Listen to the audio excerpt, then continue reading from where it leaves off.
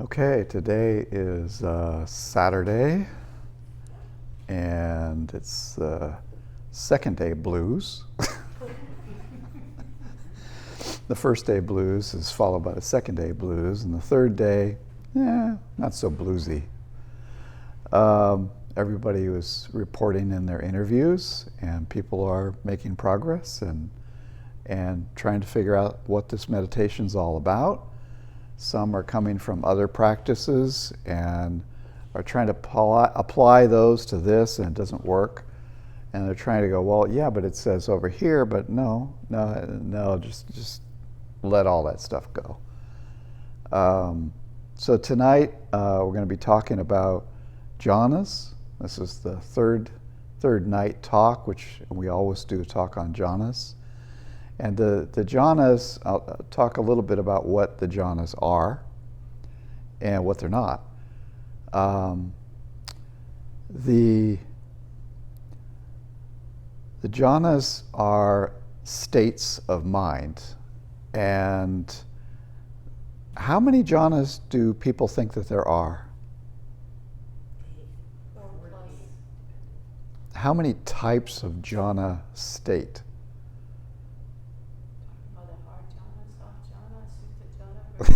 Yes, right. That's right.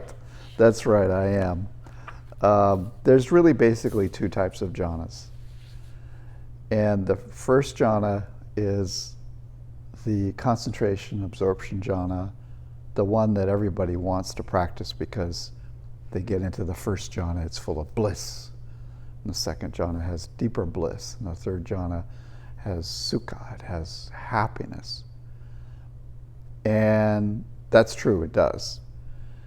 But there's another kind of jhana that has come about by not suppressing the hindrances. And that is this tranquil aware jhana that we're practicing here. I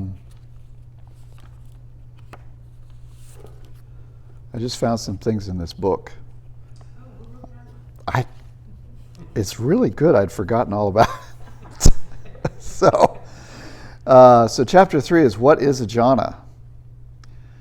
And in the Digha Nikaya Sutta 21, Sakka asked the Lord, "Sir, do all teachers and Brahmins teach the same Dhamma, practice the same discipline, desire the same thing, and pursue the same goal?" "No, ruler of the gods, they do not. And why not? This world is made up of many and various elements, and people adhere to one or another of these elements and become tenaciously attached to them, saying, 'This alone is true, all else is false.' Therefore, all teachers and Brahmins do not teach the same Dhamma, practice the same discipline, desire the same thing, or pursue the same goal." So here it is in the suttas. It's telling you that, hey, not all meditation practice leads to the same place. If you go down this path, it leads here. If you go down that path, it leads here. So we're going on a path that's a little bit different than most people. So what is different about that path? Well, it's the state of jhana that Bhante Vimalramsi has found. And the way that we'll talk about how he found it, he had left Burma after years of practice of vipassana, and he did everything they told him to do, and he says, well, I just don't think that this is enough. My personality is still got, defects, craving. Things are still there. I don't really feel like this is it. So we went back to Malaysia, and he was looking around. People said, "Oh, we hear that you're a great vipassana teacher." And he said, "No, it's okay. Well, you need to teach." And so he taught loving kindness instead. And he thought, loving kindness, people love loving kindness. It makes them feel good. So I'm going to teach something that makes people feel good. So he did. He actually created a meditation center in Malaysia, which has now turned into something else. But this is like back in 92, 93 or something. So it's a long time ago. Then he met that guy, Venerable Punaji, in Malaysia, who was a top monk at that time. He was considered a very knowledgeable monk. You can still see his talks on YouTube, but he's died since. And he said, I understand the problem here that you're talking about, and I think what you got to do is drop the Visuddhimagga, just put that away, and go back to the suttas, go back to what the Buddha said, at least what he supposedly said. And so Bhante did that, and he found the suttas said a lot of different things that he'd never really considered. First of all, there was jhanas in the suttas. And most practices either said, yeah, jhanas are great, they're absorption, and they're kind of the end goal. Or some practices said, oh, jhanas are very dangerous, you'll get attached to them, or they're really great. Okay. But it said very specifically in the suttas that the jhanas were the way to nibbana.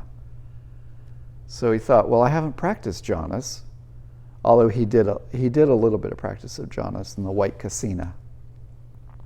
But he said, well, let me keep reading this thing. And he found in the Majjhima Nikaya, in the Satipatthana and the Anapanasati Sutta, which the other practices use as their gospel, he found something there that was buried and nobody was talking about.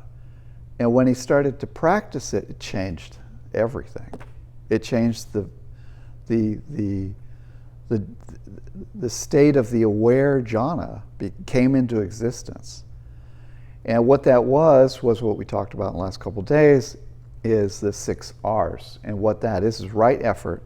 It's tranquilizing the bodily formations, which is in the Satipatthana Sutta, and tranquilizing the mental formations, which it's talking about in the Anapanasati Sutta. Now, everybody else uses the Anapanasati Sutta, and they say, well, you've got to follow it, and it's the way. Well, that's great, but they're not following it. They're not using the tranquilized step. The tranquilized step is relaxing the mental formations, which are thoughts. It's relaxing all of these things. It's not suppressing them. So he said, well, what would happen if I actually just kind of let them be there and relaxed? Because he was used to pushing these things away and gaining into access concentration, which is required in Vipassana. And that's where there's no hindrances, but it's not full apana absorption. It's not full, it's kanika concentration, which is access, and there's apana, which is absorption. And so he said, well, you know what, I'm going to try this relaxing of the thoughts. And he said he would walk up and down the Malaysian streets, and he would start to think about things, like we're walking and we start thinking and we think and we think and then he would just relax the mind. And he'd go, oh, wait, there's this kind of quiet space. And then he'd keep walking, and the thought would come back. Then he'd relax it again. And, but there'd be bigger periods of quiet. And he'd never seen that before. He'd seen it because he pushed them away and focused on the object. But he'd never seen that before. So he started to think that maybe there's something going on here in the suttas that we are not practicing. And lo and behold, it seems to be the case that when you do the tranquilize of the thoughts, of the tensions and tightness, a whole different state of jhana arises. So there really is this different, it's an aware state, whereas the absorption state, you can be in a jhana and you won't hear anything, people can hit you, you won't feel it, and nothing affects you. The 5 senses are turned off. You're inside. But in the tranquil aware jhanas, which many of you have experienced already, you're very aware. It's just a very light, aware, sometimes it's intense, but most of the time it's just this aware state that's free of hindrances. And it has all the same jhana factors. And in the video tonight, you're going to see an explanation of all of those jhana factors. And this is going to be by Delson, so you're going to get a different flavor of a talk. And he's going to do the Anupada Sutta Sutta. But anyway, so the jhana that we're doing is a little bit different. It's quite a bit different, actually, from other states. Another story of what Bhante was trying out, he would take a bowl of mangoes, and he would eat that. And at first you go, oh, wow, that's really great. That really tastes good. And think about it and think, I wonder. So now he would take the mango slice and taste it and just let that craving go, let that delight go. And we'd take another piece of mango and eat that. And he'd say, oh, that tastes good. Oh, release, relax. It was a pleasant feeling, but no, he was relaxing the craving that arose from the delight, that delightful sense. Well, pretty soon he was on to his second bowl of mangoes. And he thought, well, okay, maybe this is a little too much. But, he was he could see how that worked. Because still pleasant feelings are pleasant. When you're free of craving, it doesn't mean you're free of pleasant feelings. You can enjoy a bowl of mangoes or ice cream.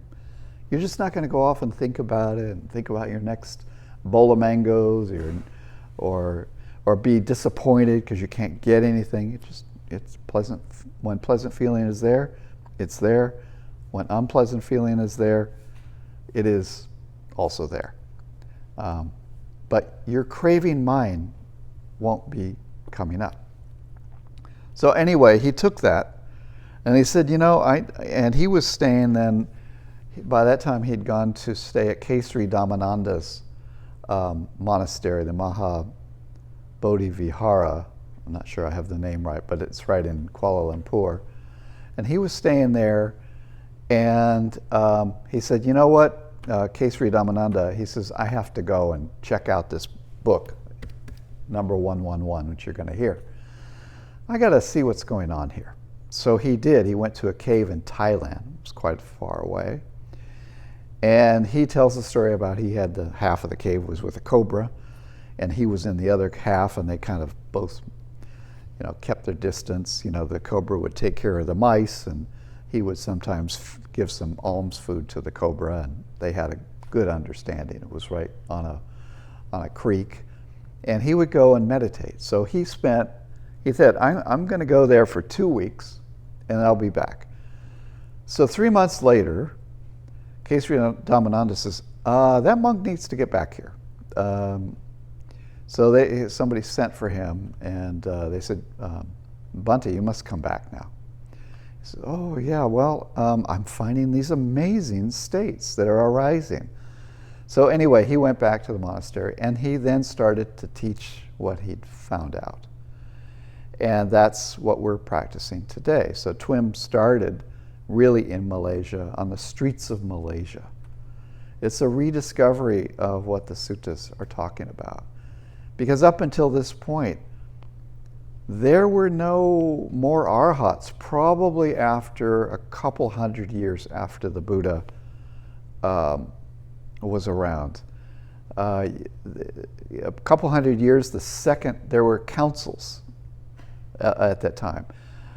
90 days after the Buddha died, the senior monk said, we don't want to forget this practice. We need to pass it down. We need to keep it pure. So they all got together. And some of you have heard the story that Ananda, who was the Buddha's disciple, he had a photographic memory. So everything the Buddha ever said, he remembered it. Well, this cycle or circle of arhats was going to get together and recite all the things that the Buddha had said, and each monk would take a certain section. And they said, well, we have to have Ananda. And they said, well, he's not an arhat. He's a lowly sotapanna. And so Mahakassapa said, Ananda, you need to meditate, because we need you here, and we're not going to allow you until you become an arhat and you really understand what this practice is. But we need you. We need you. So Ananda went back. He meditated all night. And finally he'd tried too hard. put his head on the pillow, and became an arhat. That's the story. And the rest of the story is he flew out of his room into the assembly, and they said, "Oh, Ananda, finally you've come. Good. So let's continue." So they had this council for 90 days. I visited the cave where the council was held in Burma. It's a big cave, a lot of paintings now on the walls. And so they recited all the teachings. So 100 years after that came another council. There were still arhats at that time. And they recited all the teachings at that council, but there was some disagreements that were starting to come in. 200 years later, they had another council where it was called because there were major disagreements. And I'm not going to get into all of that, but one of the first things is Devadatta. He had a schism. He called for a schism in the order. He said, we cannot follow the Buddha anymore because I'm not going to get into all those things that he disagreed with, but he disagreed with a lot while the Buddha was alive. And then later on, more monks disagreed because, I don't know if you've seen how many types of Buddhism there are, but everybody has a different view of what the Buddha taught, and they all think that they know what he taught, and it was the original teachings. Well, not everybody can be right. Some people may know, but not everybody. But in any case, so these councils were formed so that we could pass these teachings down. Well, around the 3rd century, Asoka came in.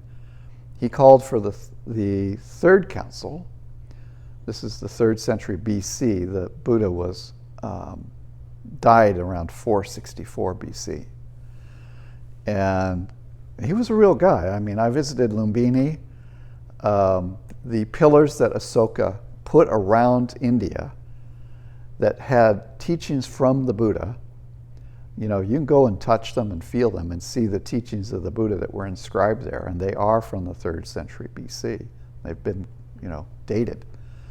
Asoka he was a king.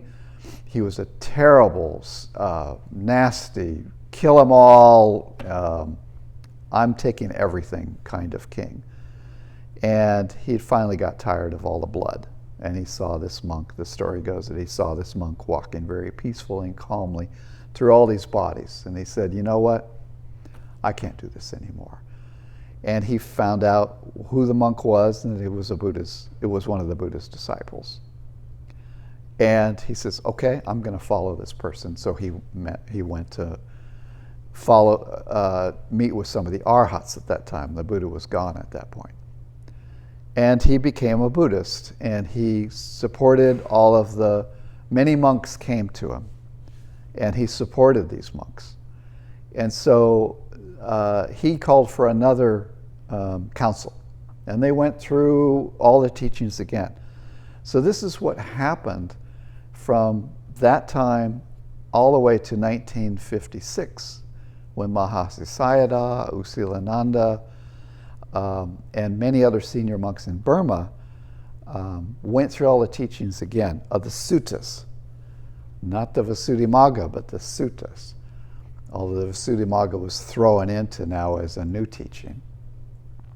So they have been, and in Burma they memorize these teachings. They continue to recite them to this day, and they are trying to keep the teachings pure. But in another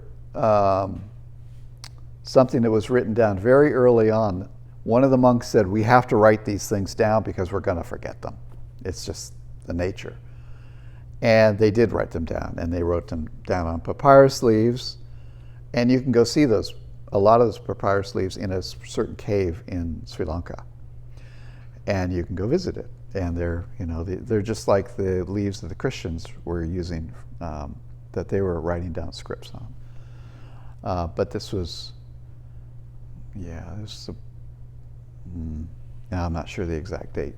They started writing these things. So they wrote them down, and they're still memorizing them to this day. In Burma, if you become a Vivamsa, you've memorized 3/4 of these books. Not every single one, but you've memorized this. You've memorized all of those. Somebody can start a phrase, and you can just finish the sutta from there. And they're testing these people. Now, Bhante's teacher for a little while was U Silananda, and he was a Vivamsa. And he was Mahasasayada's right-hand guy. And Mahasasayada sent him to the U.S. to teach Vipassana and teach Buddhism here. So he was a very learned guy. But all of this, what I'm trying to say is these teachings have been passed down, but everybody takes these books and they go, yeah, but I've been trying this new thing. And they haven't kept with these books. And that's a problem. And the jhana, this state of jhana has been lost. And there are suttas which describe this state. And it's not what other people are teaching. There is a sutta last night, I think, I went through. This is the Samadhi Sutta. It's just very couple of sentences. The knowledge arises that is personally yours. This concentration is peaceful and sublime, gained by full tranquilization and attained to unification. It is not reined in and checked by forcefully suppressing the defilements. That's in the sutta.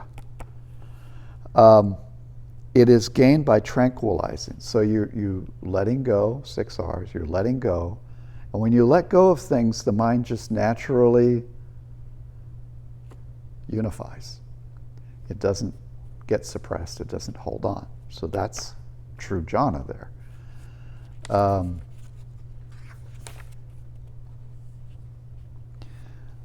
Now there's another monk, Venerable Bhikkhu Yanananda, and he's died, but he wrote a whole bunch of books, 32 books, called the Nibbana, the Mind Stilled series.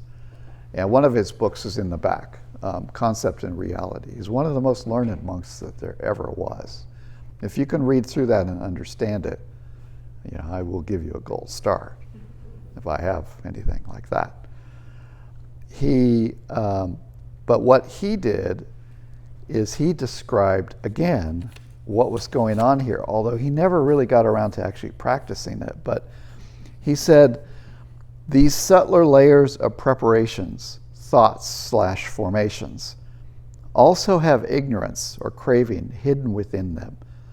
That is why even Alara Kalama and Udaka Ramaputta thought that they could get out of this wheel of existence, samsara, by tranquilizing the bodily activities, the verbal activities, and the mental activities. But they did not understand that all these are sankharas, or preparations. Therefore, they were confronted with a certain dilemma. They went on calming down the bodily activities to subtler and subtler levels. They calmed down the in-breaths and the out-breaths. They managed to suppress thinking and pondering by concentration exercises. But without proper understanding, it was only a temporary calming down. And what this means here is, but they did not understand that all these sankharas or preparations, it means the formations, the very beginnings of thoughts, the DNA that every state of consciousness has, that it bursts into existence. There is a formation that it's like a data package. And it has it's a seed, is what is going to happen. And formations can be seen as mental, verbal, and bodily. They're the beginnings of every action that you do. When you move your arm, a thought created that. When you say something, there's thoughts there's formations arising. This is all part of dependent origination, which we won't get into very much here. But the very beginnings of your mind have these things called formations, and they are stained by craving. And they have craving around them. And so if you only relax the bodily formations, which is the breath, it's very coarse, that's well and good, but you need to relax all the mental formations which are coming from these sankharas. So that's one part of that. I need to So further,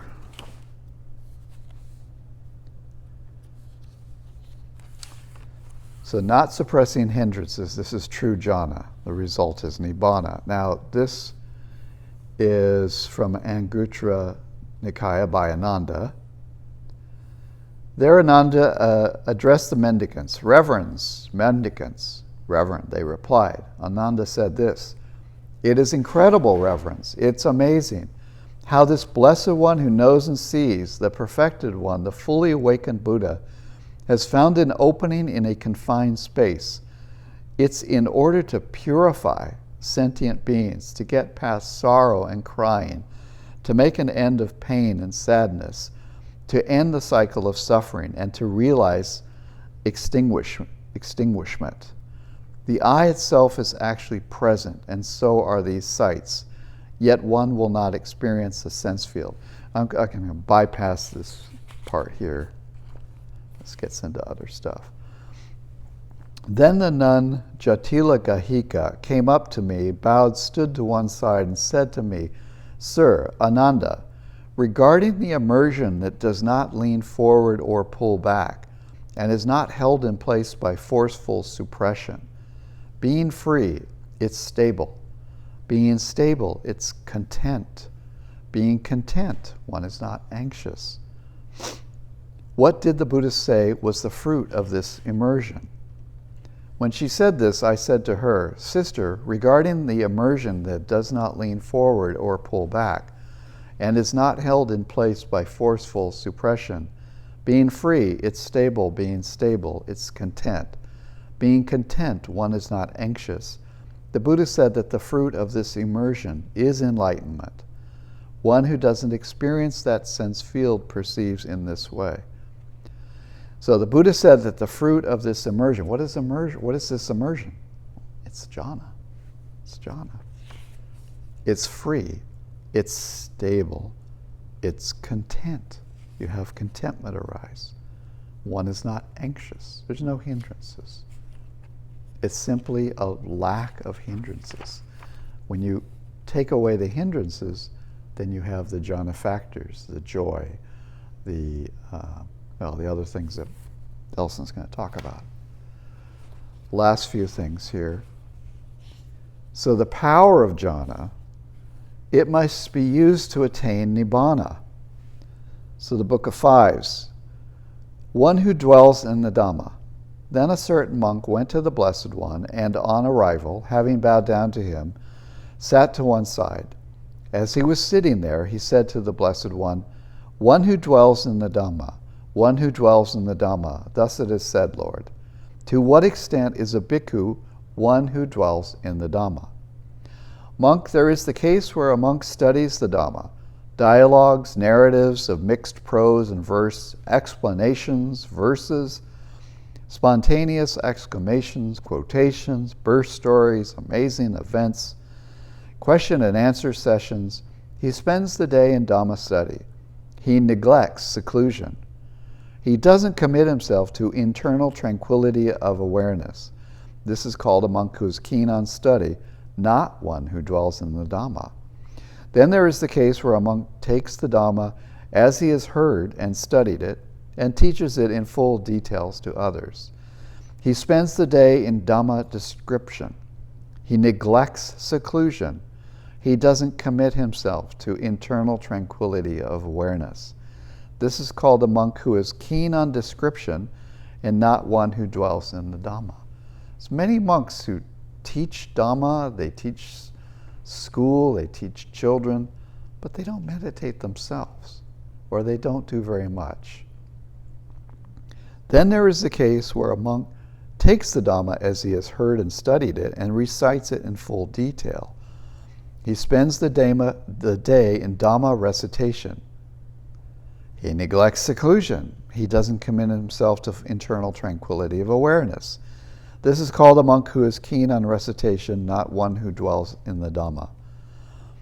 Then there is the case where a monk takes Dhamma as he has heard it and studied it and thinks about it, evaluates it, and examines it with his intellect. He spends the day in Dhamma thinking. He neglects seclusion. He doesn't commit himself to internal tranquility of awareness. Oh my goodness, this is cut off here. This is called a monk who's neglecting the Dhamma. Then there is a case, okay, this kind of got cut off, but I'll skip to the end. Now, monk, I have taught you the person who is keen on study, the one who is keen on description, the one who is keen on recitation, the one who is keen on thinking, and the one who dwells in the Dhamma.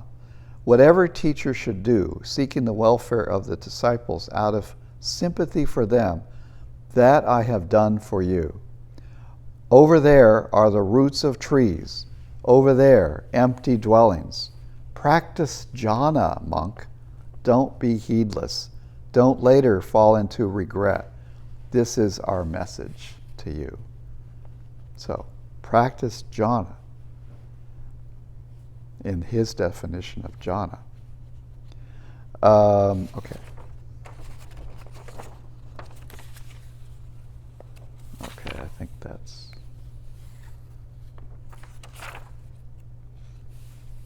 No, that's enough. Okay. So now you kind of have a flavor of what jhana is and what it isn't. Just one brief part of this that I probably left out is that the Buddha, when he left to look for enlightenment, he practiced with first Alara Kalama, who taught him absorption jhana to the state of nothingness, which is the seventh jhana.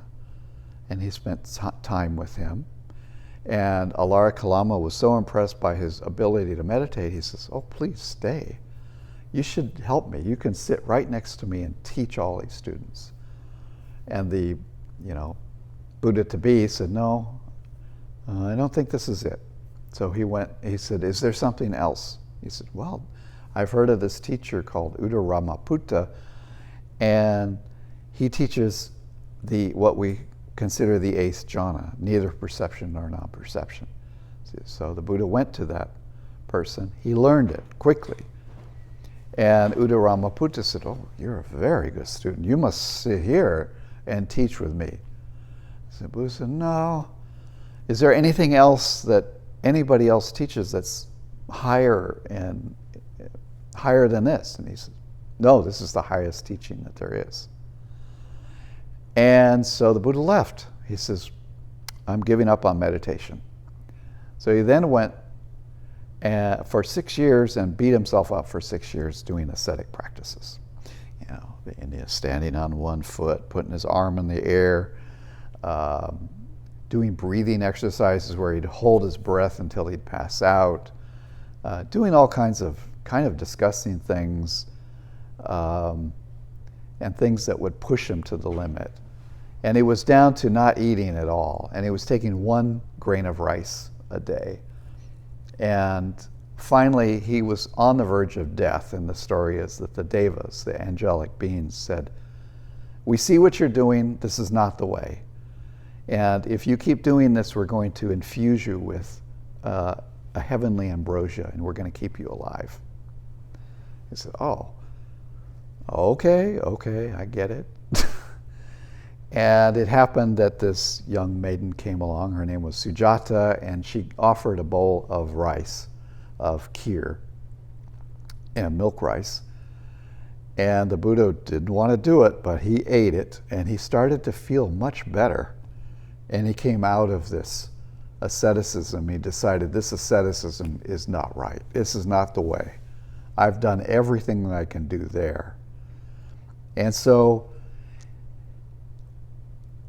and where that was right next to Bodh Gaya. There's a tree. He was another tree out there. It's kind of like a half mile from Bodh Gaya. I was out there in 2002, I think. And so he walked back over into the Bodh Gaya area, and he found this tree. And he said, "You know what? I'm going to sit here until my skin shrivels up, and I just die until I attain Nibbana." So he's sitting there under the banyan tree, and he remembers this state that had come up When he was a small child, probably 8 or 10 years old, his father had left him like on a sofa. He says, you just stay there, I have to go to the Plowshare Festival. And he's sitting underneath another tree, the rose apple tree. And so the Buddha is sitting there, and he just naturally falls, this is like when he's very young, falls into this meditative state, which is this kind of unified state. And what we probably understand now is a jhana. And while the Buddha, the current Buddha is sitting under the tree, he's remembering this. And he's remembering maybe that state, this state where I simply let it be and let everything go, maybe that's what I'm looking for. And he tried that, and the answer is yes. He became a Buddha 24 hours later. So there's a lot more to that story, but we'll leave it at that. So that's like the whole loop of how this type of jhana was found. And even the word jhana, it was probably taken up later. The Buddha used jhana, but it's not likely that the ascetics were using that word. Jhana is Pali, and they were using dhyana. They're using different Sanskrit words for the state of absorption. So they're just taking jhana and putting it onto their state, but it's not really jhana. It's dhyana or whatever Sanskrit word that they use. So they probably were not the same, but they've both combined. And the fact is, absorption and tranquil aware jhanas have the same factors in them, and that's even more confusing. So you can have an argument saying, well, yeah, but this has the factor of joy, the factor of thinking, examining mind. This has the unification. Well, yeah, so does this one. It has all. Oh, well, wait a minute. Are these the same or are they different? And so, well, they are different. They both lead to different places. And so I'll stop talking, and I'm going to put the video on so you can find out what these jhanas really contain, and you're going to get a very good talk from Delson and how he can really analyze how these things really work. So.